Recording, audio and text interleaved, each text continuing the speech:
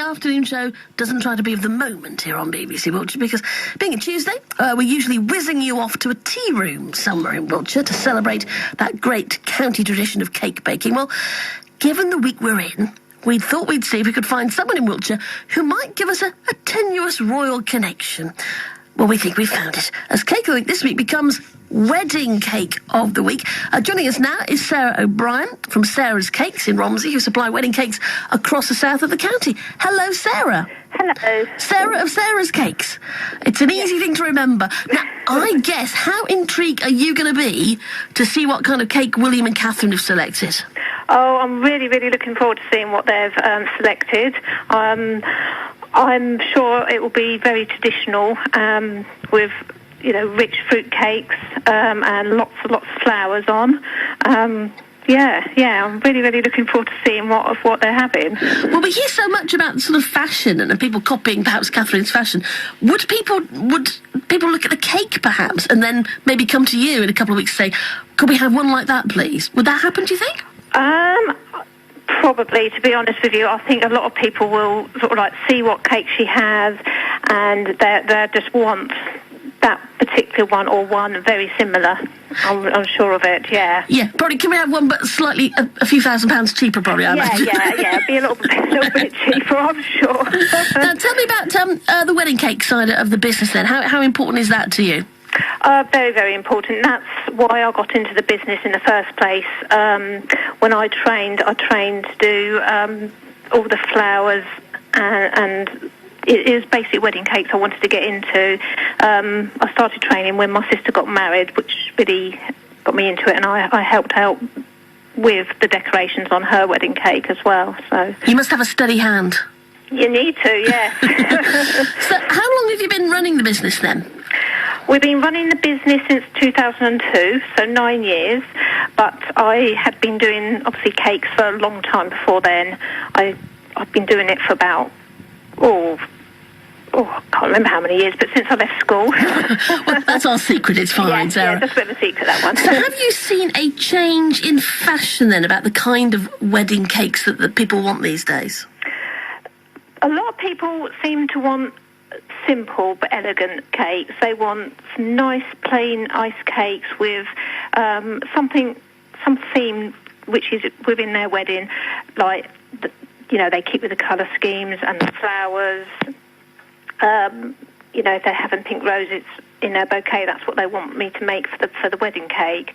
So it does seem to be the traditional 3-tier cake, but quite plain iced, with the theme on the cake.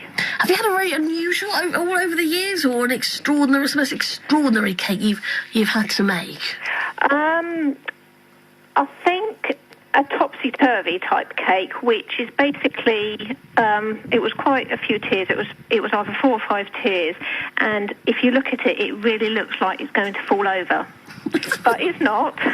And even when I was delivering the cake, you get that illusion, and I really did think it was going to topple over, but it didn't. A deliberately falling over kind of cake. Yeah, I can make that on my own, to be honest. Well, look, you very kindly have donated a recipe, because when we have a chat with, I say it's normally tea rooms, but it's Sarah's Cakes today, looking at wedding cakes, but you've donated a cake recipe for us, Sarah. What is the recipe you're going to give us? I'm going to give you a traditional Victoria sandwich recipe, because a lot of people do generally like to have that recipe within their wedding cakes. It's not always a traditional fruit, and if it is, this one is usually one of the cakes out of the 3 or 4 tier cakes they have. Brilliant. Well, I'll tell you what, you've got to brace yourself, because you've got to play the jingle. So okay. hold on to something as we bring you our Cake of the Week today.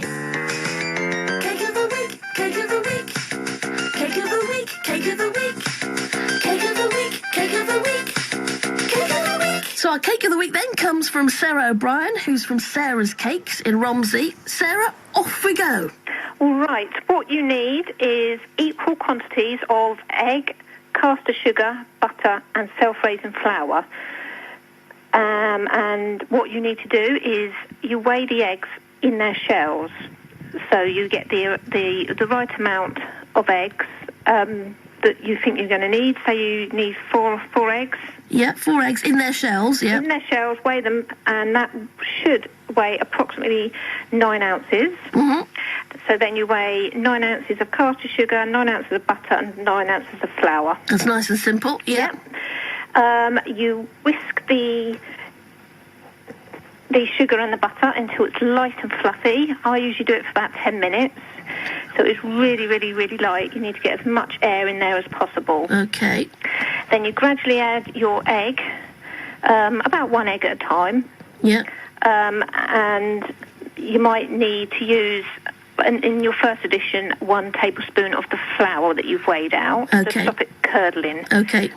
And then once you keep whisking on a low whisk until all the eggs in the mix. Yeah. Then you need to add the rest of the flour, but very, very gently. So you're just folding the flour in because you don't want to knock any of the air out. Sure. So fold that in. And then that's your batter mixed up. Mm-hmm. And then you divide it in your tins, which you've already greased and lined. Okay.